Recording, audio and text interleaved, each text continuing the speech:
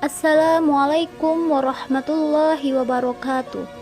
Baiklah, saya akan memperkenalkan diri saya. Nama saya Falima Eza dengan NIM 2014070044.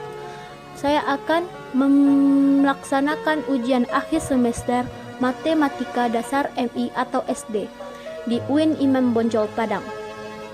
Fakultas Tarbiyah dan Keguruan dengan jurusan PGMIA. Di sini saya dibimbing oleh dosen Dorisno MPD. Baiklah, di sini kita akan masuk materi kita. Yang pertama, penyajian data. Pengertian penyajian data adalah cara mendeskripsi hasil penelitian kegiatan dalam pembuatan laporan hasil penelitian yang digambarkan sistematis agar data yang dapat menarik perhatian pembaca. Di sini kita akan lebih mudah, cepat, atau tepat akurat dalam melaksanakannya. Jenis penyajian data itu terbagi atas 3, ada yang tabel, diagram, dan grafik.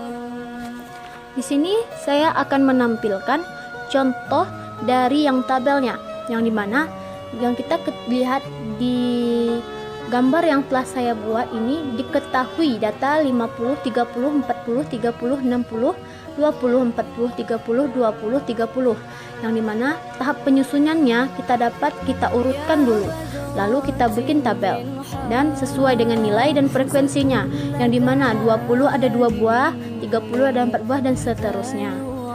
Apakah teman-teman sudah mengerti? Insya Allah kita semua mengerti dengan penyajian data tersebut di dalam tabel ini, karena dapat kita pelajari atau kita lihat di contoh saya ini.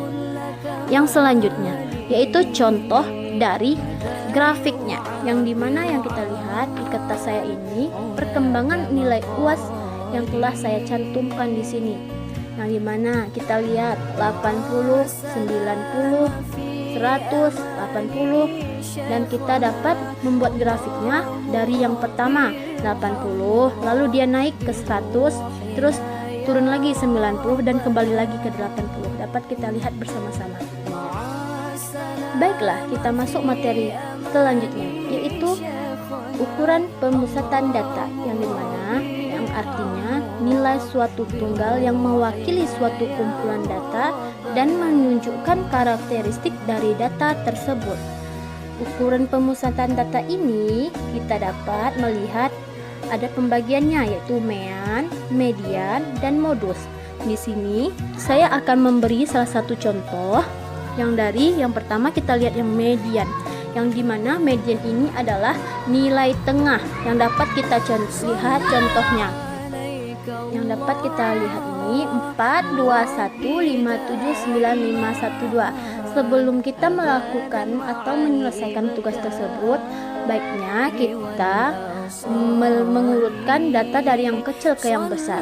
Nah, dapat kita lihat yang sudah kita urutkan, maka nilai tengahnya adalah 4. Kenapa?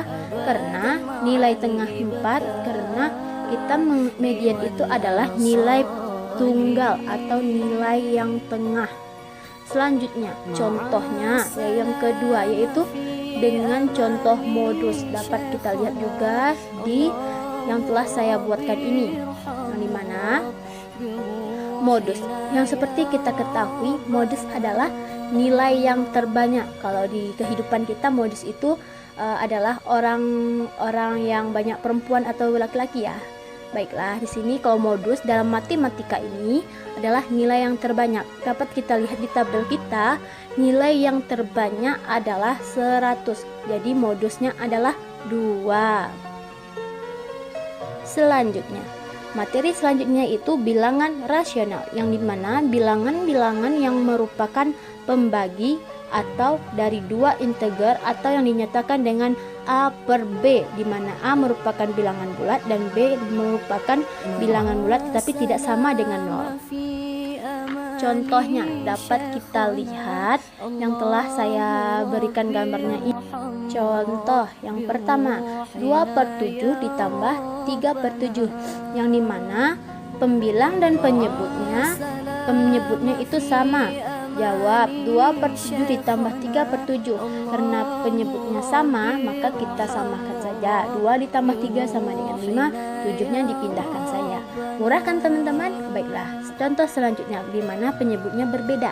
Di sini kita dapat melihat contohnya 1/10 ditambah 7/25, dan dapat kita selesaikan di mana kita penyebutnya harus kita samakan dahulu. Sama-sama yang pertama dikali dengan 5 dan yang kedua dikali dengan 2.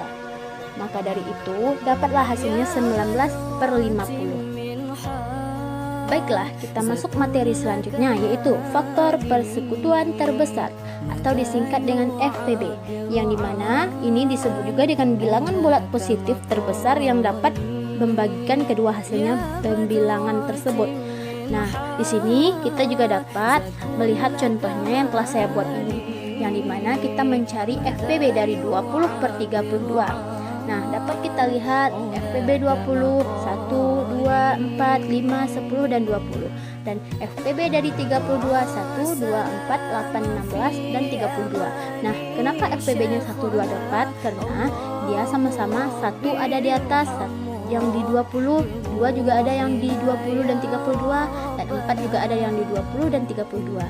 Nah, selanjutnya kita masuk materinya satu lagi, yaitu kelipatan persekutuan terkecil. Nah, ini kebalikan dari FPB tersebut. Maka yang dimana bilangan bulat positif terkecil dari yang dapat dibagi habis oleh kedua bilangan tersebut.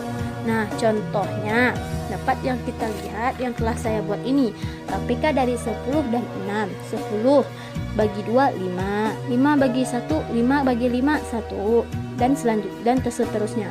Dan jadi KPK-nya itu 2 kali 2 sama dengan 4.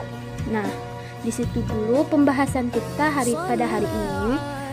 Kalau ada salah dan jangkaunya, saya mohon maaf karena kita sama-sama belajar dalam pembagian, dalam menyelesaikan tugas ini. Akhir dulu kalam, saya ucapkan terima kasih. Semoga bermanfaat bagi kita semua. Assalamualaikum warahmatullahi wabarakatuh.